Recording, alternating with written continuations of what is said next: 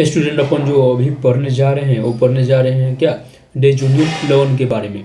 अपन amine chapter पढ़ रहे थे, एमीन चैप्टर का ये जो है लास्ट टॉपिक है डाइज़ोनियम लवण। तो आइए सबसे पहले तो हम ये जानने की कोशिश करते हैं कि डाइज़ोनियम क्या है।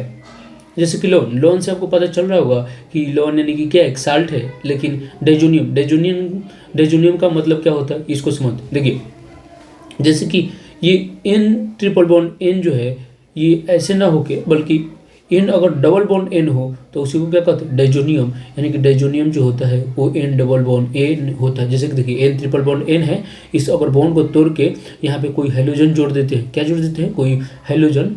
जैसे कि हेलोजन कहने का मतलब है फ्लोरीन, क्लोरीन, ब्रोमीन, आयोडीन, इस तरह का कोई ग्रुप जोड़ देते हैं तो यहाँ ये क्या हो जाता है, जैसे कि यहाँ आप समझ सकते हैं यहाँ क्या हो जाएगा। जैसे कि N डबल बॉन्ड N और यहाँ पे अगर X कोई ग्रुप आ जाता है तो यही ग्रुप क्या कहलाता है, डाइज़ोनियम। यानी कि ये N डबल बॉन्ड N जो है इसी को हम लोग क्या कहते हैं, डाइज़ोनियम। क्या कहा जाता है, डाइज़ोनियम। तो ये जो N double bond N triple bond N है, नाइट्रोजन के 3 बॉन्ड एक तोड़ के एक मतलब कि X ग्रुप जोड़ दे कोई, तो यही डाइज़ोनियम लवण यानी डाइज़ोनियम साल्ट कहलाता है। एक्चुअली में डाइज़ोनियम अगर बॉन्ड का बात करें, डाइज़ोनियम ग्रुप क्या है तो N डबल बॉन्ड N ये जो ग्रुप होता है इसी को हम लोग क्या कहते हैं, डाइज़ोनियम ग्रुप।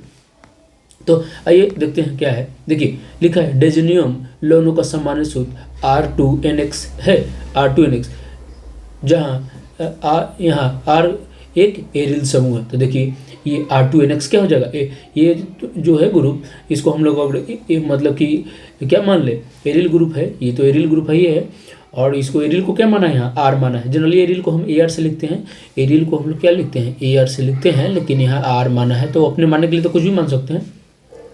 तो अगर एरिल को हम AR मान ले और मतलब कि AR मान ले तो यहाँ हम अपन AR इंटू X भी लिख सकते हैं, और नहीं तो R इंटू X। तो ये जो R इंटू X है यही क्या है, डाइज़ोनियम समूह है, डाइज़ोनियम ग्रुप है। जहाँ पे देखिए X क्या है, तो X जो हो सकता है कोई हेलोजन हो सकता है, जैसे और दूसरा भी हो सकता है। जैसे देखिए हेलोजन आयन Cl है, Br है, क्या है ये सल्फेट आयन है HSO4-, ये है फ्लोरोबोरेट, इसको BF4- को पढ़ते हैं फ्लोरोबोरेट। तो ये है, तो ये सारे ग्रुप अगर हम जोड़ते हैं मतलब कि नाइट्रोजन के साथ यहाँ X के जगह पे, तो यही क्या बनता है, डाइज़ोनियम लवण बनता है। अब देखिए दिया है उदाहरण के लिए C6H5N2Cl को बेंजीन डाइज़ोनियम क्लोराइड कहते हैं। देखिए अगर यहाँ क्लोरीन जुड़ा है तो इसको क्या कहेंगे, बेंजीन डाइज़ोनियम क्लोराइड। अगर यहाँ फ्लोरीन जुड़ा है तो बेंजीन डाइज़ोनियम क्लोराइड। अगर Br जुड़ा है तो बेंजीन डाइज़ोनियम ब्रोमाइड। तो इस तरह से अपन उसके नाम को लगा के बोल देंगे। और दिया देखिए C6H5NO2HCl को बेंजीन डाइज़ोनियम हाइड्रोजन सल्फेट। हाँ ये जो सल्फेट आयन है इसको हाइड्रोजन सल्फेट भी कहते हैं, तो बेंजीन डाइज़ोनियम हाइड्रोजन सल्फेट भी कह सकते हैं। और ये इसको अगर जोड़ दे तो क्या कहेंगे, तो बेंजीन डाइज़ोनियम फ्लोरोबोरेट कह देंगे। तो अपन वैसे ही कहेंगे। अब देखिए अपन ये जो है पढ़े थे ये रिएक्शन बोले कि एलिफैटिक प्राथमिक एमीन अति अस्थायी होता है और अस्थायी होता है और एल्कील डाइज़ोनियम लवण बनाती है। यानी कि हम लोग क्या पढ़े थे, हम लोग जो पढ़े थे यानी कि एनिलीन का रासायनिक गुण पढ़ रहे थे, तो हम लोगों ने देखा था कि जो अगर एलिफैटिक का कराते हैं तो बेंजीन डाइज़ोनियम जो लवण बनाते हैं वो क्या होता है, अस्थायी होता है। यहाँ क्या है, अस्थायी होना, यानी कि अस्थायी होता है। और ये फिर किस में टूट जाता है, ये अल्कोहल में टूट जाता है। किस में टूट जाता है, ROH अल्कोहल में।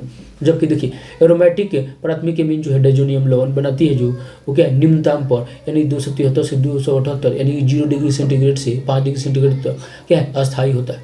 तो देखिए ये भी ज़्यादा हाई टेम्परेचर पे अस्थायी नहीं है, बल्कि लो टेम्परेचर पे अस्थायी होता है, 0 से 5 डिग्री सेंटीग्रेड पे अस्थायी होता है, यानी कि स्टेबल होता है। तो आइए अब देखते हैं ये जो बेंजीन डाइज़ोनियम लवण जो है, ये तो हम लोग जान गए कि बेंजीन डाइज़ोनियम लवण क्या है। अब इसके बनाने की विधि को देखते हैं। यानी कि देखिए यहाँ लिखा है बेंजीन डाइज़ोनियम लवणों के विचरण की विधि। देखिए ये रसायन के भाषा में अपन विचरण कहते हैं, लेकिन अगर अपन इसी को साधारण भाषा में समझे तो विचरण का मतलब क्या है, बनाने की विधि, मेथड ऑफ प्रिपरेशन। तो आइए हम देखते हैं कैसे बनाते हैं। तो देखिए ये अपन जो प्राथमिक एमीन से बनाते हैं डाइज़ोनियम को, और प्राथमिक एमीन क्या है, एनिलीन लेते हैं एरोमेटिक, क्योंकि हम जानते हैं एलिफैटिक वाला क्या होता है, अस्थायी होता है। तो इसीलिए हम अपन किससे बनाते हैं, एरोमेटिक से बनाते हैं। तो देखिए जो ये एनिलीन है, क्या है एनिलीन, तो ये जो एनिलीन है इसका रिएक्शन हम किससे कराते हैं, नाइट्रस एसिड के साथ। ये रिएक्शन हम लोग पढ़ चुके हैं, बेंजीन डाइजोनियम जो है ये पढ़े थे, कहाँ पढ़े थे, एनिलीन के रासायनिक गुण में पढ़े थे। तो एनिलीन का जब रिएक्शन कराते हैं नाइट्रस एसिड HNO2, यह रिएक्शन किससे कराते हैं, नाइट्रस एसिड। देखिए ये क्या है, जो सोडियम नाइट्राइट है और ये 2 पार्ट HCl होता है जो रिएक्शन करता है, ये 2 पार्ट HCl जो होता है, सोडियम नाइट्राइट और 2 पार्ट जो HCl है वो रिएक्शन करके हमको यहाँ क्या देता है, HNO2 देता है, नाइट्रस एसिड। तो मैंने वहाँ आपको बताया था कि हो सकता है आपको नाइट्रस एसिड ही दे दे, हो सकता है सोडियम नाइट्राइट HCl दे दे, दोनों में से कोई दे दे, तो रिएक्शन आपको यही समझना है। तो क्या है कि अगर सोडियम नाइट्राइट 2 पार्ट HCl दे दिया, HNO2 दे दे, तो दोनों का मतलब वही है, अपन क्या बनाएंगे, डाइजोनियम क्लोराइड बनाएंगे। और जो डाइजोनियम क्लोराइड है ये बनाने का जो प्रक्रिया है, जो मेथड है, इसी को हम लोग क्या करते हैं, डाइजोकरण, और इंग्लिश में बोलते हैं डाइजोटाइजेशन। इंग्लिश में क्या बोलते हैं, डाइजोटाइजेशन, और हिंदी में बोलते हैं डाइजोकरण। देखिए मेरा प्राथमिक के एरोमेटिक एमीन के डाइजोनियम में परिवर्तन को डाइजोकरण कहते हैं। यानी जो प्राथमिक एमीन है उसे अपन डाइजोनियम बनाने का जो प्रक्रिया है इसको क्या बोलते हैं, डाइजोकरण। अपन इसको याद रखेंगे, 2 नंबर में भी आ सकता है कि डाइजोकरण क्या है, इसे समझाएं। तो अपन इसी रिएक्शन को लिखेंगे और उसको लिख देंगे कि प्राथमिक एमीन को नाइट्रस अम्ल के साथ अभिक्रिया करा के डाइजोनियम बनाते हैं, और इसी घटना को क्या कहते हैं, डाइजोकरण। तो अपन लिख सकते हैं। अब देखिए इसके भौतिक गुण को देखते हैं और फिर इसके रासायनिक गुण को देते हैं। देखिए भौतिक गुण उतना खास इंपॉर्टेंट नहीं होता है, भौतिक गुण है भी नहीं ज़्यादा, थोड़ा सा देख लेते हैं। देखिए बेंजीन डाइजोनियम क्लोराइड एक रंगहीन क्रिस्टल ठोस है, यानी कि इसका कलर क्या है, रंगहीन होता है, और यह जल में क्या है, बिल्ले होता है। देखिए तथा ठंडे में अस्थायी होता है, यानी 0 से 5 डिग्री सेंटीग्रेड ठंडे में अस्थायी है। गर्म करने पर जल से अभिक्रिया करता है, गर्म कीजिएगा तो जल से अभिक्रिया कर लेगा, और जल से अभिक्रिया करके क्या बनाएगा, ये फिनॉल बनाता है। और बोला कि यह ठोस अवस्था में आसानी से विघटित हो जाता है, यानी कि अगर सॉलिड में बात करें, ठोस में, तो क्या टूट जाएगा, विघटित हो जाएगा। बोला बेंजीन डाइजोनियम फ्लोरोबोरेट जल में अबिल्ले तथा कक्ष ताप पर अस्थायी। ये देखिए बहुत इंपॉर्टेंट है, इसको आप मतलब कि अंडरलाइन कर लीजिएगा, क्योंकि जो बेंजीन डाइजोनियम है जनरली 0 से 5 डिग्री सेंटीग्रेड तक ही अस्थायी होता है, उसके ऊपर टेम्परेचर पर नहीं होता है। लेकिन ये देखिए ये जो बेंजीन डाइजोनियम फ्लोरोबोरेट है, कौन सा है, ये बेंजीन डाइजोनियम फ्लोरोबोरेट, ये जल में तो अबिलेय है तथा कक्ष ताप पे क्या है, अस्थायी, कक्ष ताप पर अस्थायी, देख रहे हैं ना। तो कौन से ताप पर, कक्ष ताप पर, यानी कि रूम टेम्परेचर, कक्ष ताप बोले तो रूम टेम्परेचर पे, देख रहे हैं ना, अस्थायी है। और साथ ही साथ ये जल में क्या है, अबिलेय है। ये अपन याद रखेंगे, ये बहुत इंपॉर्टेंट है, इसको स्टार मार्क करते हैं। देखिए तो benzene diazonium fluoroborate, benzene diazonium fluoroborate. अब बोलिएगा बेंजीन डाइजोनियम फ्लोरोबोरेट है क्या, अपन देखिए बताते हैं आपको बेंजीन डाइजोनियम फ्लोरोबोरेट क्या है। ये अगर ये BF4 अगर यहाँ पे N की जगह BF4 जोड़ देते हैं तो यही बेंजीन डाइजोनियम फ्लोरोबोरेट हो जाएगा। और ये आगे अपन देखेंगे, आगे रिएक्शन भी दिया है। तो अपन ये समझ गए, इसका भौतिक गुण भी समझ गए। अब आइए देखिए रासायनिक गुण पढ़ते हैं। रासायनिक गुण जो है ये बहुत ही इंपॉर्टेंट है। देखिए रासायनिक गुण में हम क्या पढ़ते हैं, इसके अभिक्रिया को पढ़ते हैं। देखिए डाइजोनियम जो है 2 तरह का अभिक्रिया देता है। एक में क्या है कि जो नाइट्रोजन ग्रुप है ये मतलब कि जो यहाँ से हटा देते हैं, और दूसरा तरह का रिएक्शन है जिसमें नाइट्रोजन ग्रुप यहाँ पे बना रहता है। फिर से बोलिए, देखिए ये जो डाइजोनियम है 2 तरह का अभिक्रिया देता है। एक में हम क्या करते हैं कि नाइट्रोजन हटा देते हैं, और दूसरे में बना रहता है। देखिए यहाँ सारे में क्या नाइट्रोजन हटा दिए हैं और दूसरा ग्रुप जोड़ देते हैं। तो आखिर ये मतलब ऐसा क्यों करते हैं डाइजोनियम का, देखिए आपको बताते हैं, लास्ट में बताएंगे तो आपको अच्छे से समझ में आएगा। अभी थोड़ा सा इसको देख लेते हैं। देखिए तो लिखा है नाइट्रोजन प्रतिस्थापन अभिक्रिया तथा अभिक्रिया है जिसमें डाइजोनियम ग्रुप सुरक्षित रहता है, जिसको बोलते हैं रिटेंशन। तो देखिए अगर नाइट्रोजन ग्रुप को हटा देते हैं तो इसको प्रतिस्थापन अभिक्रिया करते हैं, और नाइट्रोजन ग्रुप अगर उसी में बना रहता है तो उसको बोलते हैं रिटेंशन, यानी कि सुरक्षित ग्रुप है तो रिटेंशन कहलाता है। अब देखिए हम लोग पहले कौन नंबर पढ़ते हैं, जिसमें नाइट्रोजन ग्रुप इस पे क्या है, हटा देंगे, अपन प्रतिस्थापन करेंगे, यानी कि प्रतिस्थापन या प्रतिस्थापन मतलब हटाना ही होगा, हटा देंगे। देखिए पूरा नाइट्रोजन प्रतिस्थापन अभिक्रिया है, यानी कि इसमें देखिए अब ये लिविंग ग्रुप यानी कि अवशिष्ट समूह। अब देखिए आपको हिंदी में भी समझ में नहीं आएगा कि अवशिष्ट क्या है, और इंग्लिश तो लिविंग है। लिविंग तो आप ऐसे समझ जाएंगे, लिविंग क्या होता है, जो छोड़ के जाने वाला। तो देखिए यहाँ से क्या है कि ये वह मतलब कि जो छोड़ के जाने वाला है उसको क्या कहते हैं, अवशिष्ट या लिविंग ग्रुप या अवशिष्ट समूह। तो देखिए डाइजोनियम ग्रुप में जो नाइट्रोजन है वो एक अच्छा क्या है, लिविंग ग्रुप है, आसानी से इसको छोड़ के जा सकता है। इसलिए हम क्या करते हैं यहाँ पे दूसरा मतलब किसी दूसरे ग्रुप से इसको क्या करते हैं, प्रतिस्थापित कर देते हैं। अब देखिए बोरा की डाइजोनियम समूह एक उत्तम अवशिष्ट यानी कि लिविंग ग्रुप होने के कारण ClBr, ICN, OH आदि समूहों द्वारा सरलता से प्रतिस्थापित हो जाता है। देखिए अगर ये जो मतलब बेंजीन जो है ना हमारा, अगर उस पर हम चाहें कि उसका अभिक्रिया करके क्लोरीन जोड़ दे, ब्रोमीन जोड़ दे, आयोडीन, साइनाइड, ये जो भी ग्रुप दिया है इसको जोड़ दे, तो इतना आसानी से नहीं होगा, इतना आसानी से हम नहीं जोड़ पाएंगे। लेकिन अगर वो डाइजोनियम ग्रुप है और तब इसको हम प्रतिस्थापित करना चाहें तो आसानी से प्रतिस्थापित हो जाता है। तो डाइजोनियम से ये सारा बनाना आसान है। देखिए जैसे कि ArCl, यानी कि ArCl का मतलब क्या है, ये बेंजीन क्लोराइड है, ये कोई दूसरा नहीं है, अपन का बेंजीन क्लोराइड ही है। तो ये देखिए ये बेंजीन क्लोराइड है, एक सेकेंड, तो ये क्या है, बेंजीन डाइजोनियम क्लोराइड।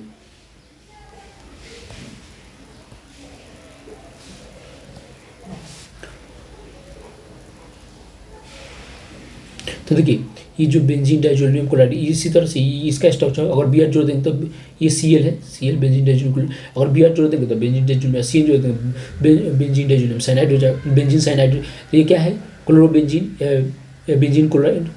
ये क्या है, अगर यहाँ Br जोड़ देंगे तो क्या होगा, ब्रोमोबेंजीन, बेंजीन ब्रोमाइड। CN जोड़ेंगे तो CN जोड़ देंगे तो क्या होगा, साइनोबेंजीन या नाइट्राइल बेंजीन भी कहलाता है, नाइट्राइल बेंजीन कहलाएगा या बेंजीन साइनाइड कहलाएगा।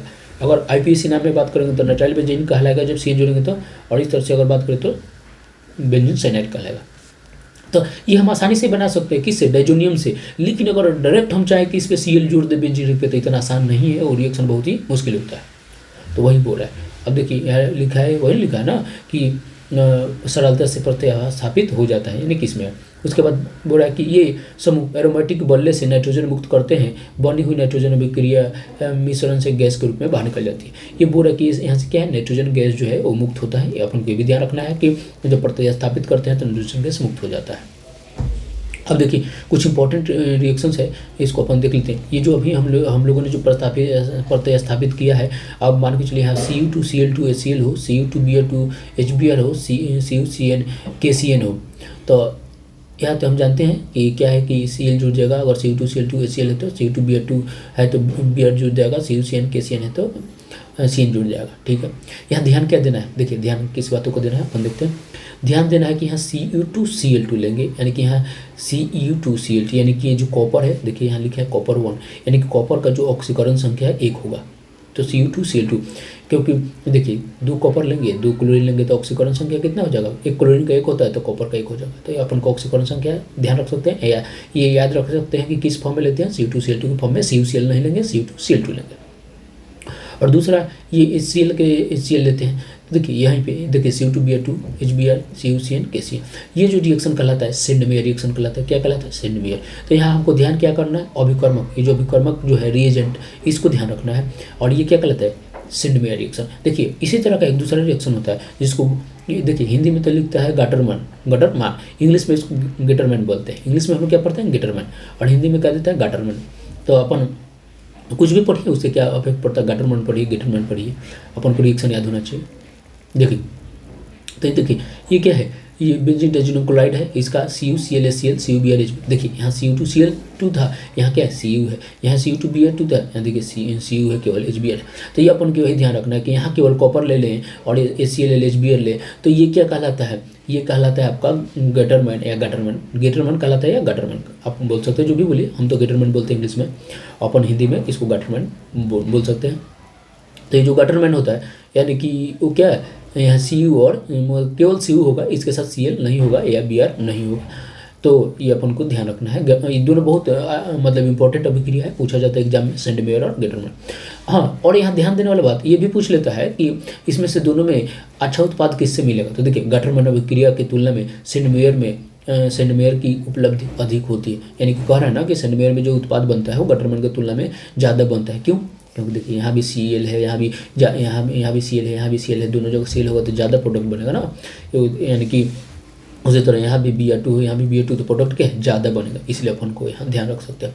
तो गाटरमैन और सेंडमेयर में अच्छा कौन होता है, सेंडमेयर में देखिए दोनों जगह Cl होता है, दोनों जगह HBr। तो अपन इसको ध्यान रखेंगे, दोनों रिएक्शन इंपॉर्टेंट है एग्जाम के व्यू से। उसके बाद देखिए, अगर हम यहाँ पे ये तो समझ गए कि अगर Cl जोड़ना है तो गटरमैन या सेंडमेयर से कर देंगे, HBr जोड़ना है तो गटरमैन सेंडमेयर कर देंगे, साइनाइड भी जोड़ देंगे इस तरह से। लेकिन अगर आयोडीन जोड़ना है तो क्या इस तरह से करा सकते हैं? नहीं, आयोडीन ऐसा नहीं करा सकते हैं। तो आयोडीन के लिए एक अलग रिएक्शन पड़ते हैं। आयोडीन के लिए हम लोग Ki से करते हैं अभिक्रिया। किससे करते हैं? Ki से। तो जब बेंजीन डाइजीनियम क्लोराइड को पोटेशियम आयोडाइड के साथ कराते हैं तो ये क्या बनता है? एराइल आयोडाइड बनता है। तो आयोडीन के लिए आप याद रख लेंगे कि आयोडीन अगर जोड़ना है तो Ki के साथ ही कराएंगे। ऊपर वाले रिएक्शन में हम आयोडीन नहीं जोड़ते हैं, वैसे नहीं कराते हैं।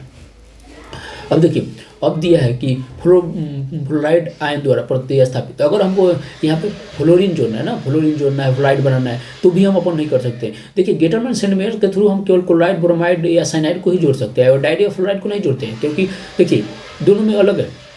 जो आयोडीन होता है ना, बहुत ही कम अभिक्रियाशील होता है, बहुत ही कम वीक, यानी कि बहुत ही क्या है, वीक रिएक्टिव होता है, यानी कि उतना ज़्यादा रिएक्टिव नहीं है, बहुत ही क्या है, कम अभिक्रियाशील होता है। और जो फ्लोरीन है ये बहुत ज़्यादा अभिक्रियाशील हो जाता है, हाईली रिएक्टिव है। तो इसलिए दोनों का रिएक्शन अलग ढंग से होता है। और जबकि क्लोरीन और ब्रोमीन जो है ये क्या है, मध्यम तरह का है, मॉडरेट है, तो उसका रिएक्शन हो जाता है, लेकिन ये दोनों का अलग होता है। तो अपन समझे कि अगर आयोडीन जोड़ना है तो Ki के साथ कराएंगे, और अगर हमको क्या जोड़ना है, फ्लोरीन जोड़ना है, तो HBF4 इसको फ्लोरोबोरिक एसिड कहते हैं। फ्लोरोबोरिक अम्ल, देखिए लिखा है फ्लोरोबोरिक अम्ल या फ्लोरोबोरिक एसिड कहते हैं। तो जो फ्लोरोबोरिक एसिड है या फ्लोरोबोरिक अम्ल से अभिक्रिया कराते हैं तो ये साल्ट बनता है, और फिर साल्ट को बना के इसको अपन हीट करते हैं तो ये बन जाता है। तो इस तरह से तो ये समझ सकते हैं। तो ये अपन इसको दोनों समझेंगे। अब देखिए, अगर हम जैसे कि जो बेंजीन डाइजीनियम क्लोराइड है उसका अगर हम केवल जल से अभिक्रिया करें, केवल जल से करें, केवल जल से, तो हमको फिनॉल बनता है। क्या बनता है? फिनॉल। लेकिन वहीं पे क्या ले ले, H3PO3 ले ले, तो ये क्या इसका अपचयन कर देता है, और अपचयन करके मतलब क्या बनाता है? बेंजीन। क्या बना है? देखिए ARH मतलब ये बेंजीन है। ARH क्या है? बेंजीन। तो ये बेंजीन बनता है। तो अगर हमको फिनॉल बनाना है तो केवल जल से अभिक्रिया करते हैं तो फिनॉल बना लेगा। लेकिन अगर हम इसको H3PO2 ले लेते हैं या फिर इथेनॉल से करा दे, देखिए CH3 CH2OH, इथेनॉल इसको कहते हैं, इथेनॉल से करा दे, इथाइल अल्कोहल कहते हैं, इथाइल अल्कोहल से करा दे तो बेंजीन बनता है। ये भी इंपॉर्टेंट है, आप याद रख सकते हैं कि H3PO2 अगर ले ले वो जल के साथ या CH3 CH2OH तो ये बनेगा, क्या बनेगा? बेंजीन बनेगा। अब आपका क्वेश्चन हो सकता है क्या, हम तो अभी बता दिए हैं आपको कि अगर केवल आप जल लेते हैं तो आपको ये बनता है। अब आपका क्वेश्चन होगा कि केवल CH3O2 ले, जल ना ले, तो अरे भाई आप रिएक्शन कराइएगा तो इक्वस माध्यम में ही कराते हैं, जलीय माध्यम में ही कराते हैं, तो आप केवल CH3O2 दे तो भी आप बेंजीन ही बनाइएगा, जल का कोई बात नहीं है, तो अपन बेंजीन ही बनाएंगे। तो अपन ये समझ गए। अब आइए देखते हैं हाइड्रोक्सिल समूह द्वारा प्रतिस्थापन, यानी हाइड्रोक्सिल समूह द्वारा प्रतिस्थापन। वही देखिए, केवल डाइज़ोनियम को क्या है, बोला कि 283 तक बढ़ा, यानी कि ताप बढ़ाने तक लवण अब जल अपघटित में होकर फिनॉल बनाते हैं। वही तो बोले कि केवल जल से हीट कर दीजिए तो फिनॉल बन जाएगा। देखिए अपन नहीं देख चुके हैं तो कोई बात नहीं। अब देखिए नाइट्रो ग्रुप का जोड़, बोला कि NO2 द्वारा प्रतिस्थापन, यानी कि NO2 को नाइट्रो ग्रुप कहते हैं, तो नाइट्रो ग्रुप को जोड़ रहा है इसमें NO2 को। तो देखिए क्या करते हैं, तो इसके लिए हम क्या करते हैं कि डायरेक्ट नहीं जोड़ सकते, NO2 को हम डायरेक्ट अब किसी माध्यम से नहीं जोड़ सकते हैं। तो इसलिए हम पहले क्या बनाते हैं, फ्लोरोबोरेट बनाते हैं, यानी कि N2BF4। अभी जो हम लोगों ने सीखा था HBF4 से फ्लोरोबोरेट बनाते हैं। अब फ्लोरोबोरेट बना करने के बाद NO2 से रिएक्शन करते हैं कॉपर के उपस्थिति में, ध्यान रखना है कॉपर के उपस्थिति में कराते हैं तो NO2 बनता है। ये रिएक्शन आप समझ सकते हैं, याद रखें। पहले क्या बनाएंगे, HBF4 से फ्लोरोबोरिक अम्ल से अभिक्रिया कराएंगे, उसके बाद ये हम अपन फ्लोरोबोरेट बनाएंगे, बेंजीन डाइज़ोनियम फ्लोरोबोरेट। बेंजीन डाइज़ोनियम फ्लोरोरेट का हम सोडियम नाइट्राइट से रिएक्शन करेंगे, नाइट्राइट होता है, NO3 होता है तो नाइट्रेट हो जाता है। नाइट्रेट का फॉर्मूला होता है NaNO3, ये NaNO2 है तो सोडियम नाइट्राइट कहलाता है। नाइट्राइट से अभिक्रिया कराएंगे कॉपर की उपस्थिति में तो NO2 ग्रुप जुड़ जाएगा। तो अभी तक जो हम लोगों ने अभिक्रिया देखा उसमें क्या देखा कि नाइट्रोजन ग्रुप को हम लोग हटा रहे थे। नाइट्रोजन ग्रुप क्या है, बेंजीन से हटा दे रहे हैं, एंड डाइज़ोनियम ग्रुप जो है उसको हटा रहे हैं। अब ऐसा नहीं देखेंगे, अब वैसे ग्रुप और अभिक्रिया देखेंगे जिसमें हम लोग नाइट्रोजन ग्रुप को रखेंगे। देखिए जितना भी नाइट्रोजन ग्रुप का प्रतिस्थापन वाला अभिक्रिया है सारे में नाइट्रोजन गैस क्या है, मुक्त होगा, ये पूछेगा, अपन ध्यान रखेंगे। तो ये कितना रिएक्शन था, टोटल 6 है, आसान रिएक्शन है, अपन याद रख सकते हैं। इसमें सबसे ज़्यादा जो इंपॉर्टेंट था वो इंपॉर्टेंट है मतलब कि सेंडमेयर रिएक्शन और गटरमैन रिएक्शन। सबसे ज़्यादा कौन इंपॉर्टेंट है, सेंडमेयर और गटरमैन। उसके बाद अगर पूछा जाए तो कौन है, उसके बाद ये वाला हाइड्रोजन द्वारा प्रतिस्थापन। ये तीनों बहुत इंपॉर्टेंट है, जो इंपॉर्टेंट है अपन वहाँ स्टार मार्क कर दिए हैं। अब देखिए, अब जो क वाला रिएक्शन तो हो गया, अब ख टाइप का रिएक्शन हम लोग देखते हैं। ये देखिए, ये रिएक्शन दूसरे टाइप का है, ये है इलेक्ट्रॉन रागी अभिक्रिया। ये क्या है? इलेक्ट्रॉन रागी अभिक्रिया। देखिए यही जो है डाइजोनियम ग्रुप है। क्या है? Diazonium group. और इसको हम क्या करते हैं? बना के रखते हैं। देखिए यही क्या है? Diazonium group. ये जो है ना, ये डाइजोनियम ग्रुप है, और इसको हम क्या करते हैं? बना के रखते हैं, यानी कि इस पर हटाएंगे नहीं। और ये एक तरह का जो, अब जब इसको हटाएंगे नहीं तो ये किस तरह का अभिक्रिया होगा? ये इलेक्ट्रॉन रागी अभिक्रिया कहलाएगा। अपन इसको यहाँ से हटाएंगे नहीं। देखिए ये पूछ लेगा कि युग्मन अभिक्रियाएं क्या होता है, युग्मन अभिक्रियाएं क्या होता है। तो अपन यहाँ देखिए, देख सकते हैं यहाँ पे कि बेंजीन डाइजोनियम क्लोराइड फिनॉल से अभिक्रिया करने पर इसके पैरा स्थान पर युग्मित होकर पैरा हाइड्रोक्सी बेंजीन बनाता है। इसी प्रकार की अभिक्रिया को युग्मन अभिक्रिया कहते हैं। तो अपन ये ध्यान रख लेंगे, सब्जेक्टिव में पूछ सकता है कि युग्मन अभिक्रिया क्या है। सब्जेक्टिव में पूछेगा, यानी कि 2 नंबर का। ये 1 नंबर में आपको कभी नहीं पूछेगा। 1 नंबर में आपको दूसरा पूछा जाए। अब देखिए, ये देखते हैं। देखिए बेंजीन डाइजोनियम क्लोराइड है, अपन इसको फिनॉल से रिएक्शन कराते हैं। तो देखिए ये जैसे कि इसको देखिए, 1 नंबर पोजीशन, ये 2 नंबर पोजीशन, ये 3, ये 4। अब क्या इधर से नहीं, इधर से भी गिन सकते हैं, कहीं से भी गिनिए। तो ये जो चौथा नंबर पोजीशन होता है ना, ये पैरा पोजीशन कहलाता है। क्या कहलाता है? पैरा। तो अपन को ध्यान रखना है कि जो चौथा नंबर पोजीशन यानी जो जुड़ा है, इसका एकदम क्या है? एग्जैक्ट अपोजिट, एकदम अपोजिट। तो ये जो चौथा पोजीशन होता है, ये पैरा पोजीशन। पैरा पोजीशन से हाइड्रोजन को हटा देते हैं, यहाँ से Cl हटा देते हैं, Cl निकल गया, और अपन जोड़ देते हैं डबल बॉन्ड से। फिर से बता रहे हैं आपको, ये जो पैरा पोजीशन है, चौथे नंबर का पोजीशन, ये पैरा पोजीशन कहलाता है। यहाँ से H और यहाँ से डाइजोनियम का Cl हटा देते हैं, और Cl हटाएंगे तो जाहिर सा बात है नाइट्रोजन नाइट्रोजन के बीच डबल बॉन्ड हो जाएगा, इस तरह से बन जाएगा। तो ये क्या बना है? देखिए बना है पैरा हाइड्रोक्सी। अब यहाँ से इसको पैरा कहेंगे, अब उल्टा, पहले इसको पैरा कहते थे जब ये अकेले था, तो अब ये जुड़ गया है ना, तब इसको पैरा कहेंगे। पहले फिर ध्यान रखिए, पहले पैरा इसको कहते थे, क्यों? क्योंकि अपना अलग था। अब ये जुड़ गया है, तब इसको पैरा, अब इसको पैरा कहने लगेंगे, क्योंकि मेन ये हो गया। तो देखिए क्या बना है? Para hydroxyl benzene. ये जो कैसा है? नारंगी कलर का। इसका कलर पूछता है, इंपॉर्टेंट है, कलर ही तो इंपॉर्टेंट है। ये देखिए 2 ही बना है ना, दोनों इंपॉर्टेंट है। 2 ही तो बना है, दोनों इंपॉर्टेंट है। इसलिए इंपॉर्टेंट है ना कि इसका कलर बनाने में यूज करते हैं हम लोग, डाई बनाने में। रंजक शुरू हम लोग ने जब चैप्टर पढ़ा था तो हम बताए थे आपको कि मीन का 3 यूज है, मुख्यतः 3 यूज है। एक तो रंजक यानी कि डाई बनाने में, जो कि देखिए यही है। और दूसरा हम लोग पढ़े थे फाइबर बनाने में, जो कि बहुलक में पढ़ते हैं।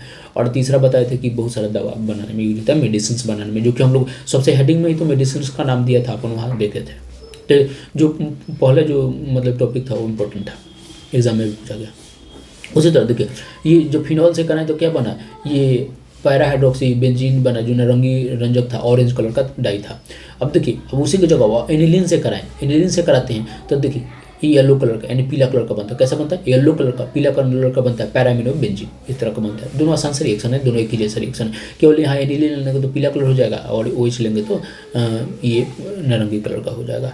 अपन समझ सकते हैं। अब देखिए, अभी तक जो हम लोगों पर है उसको थोड़ा सा देखते हैं।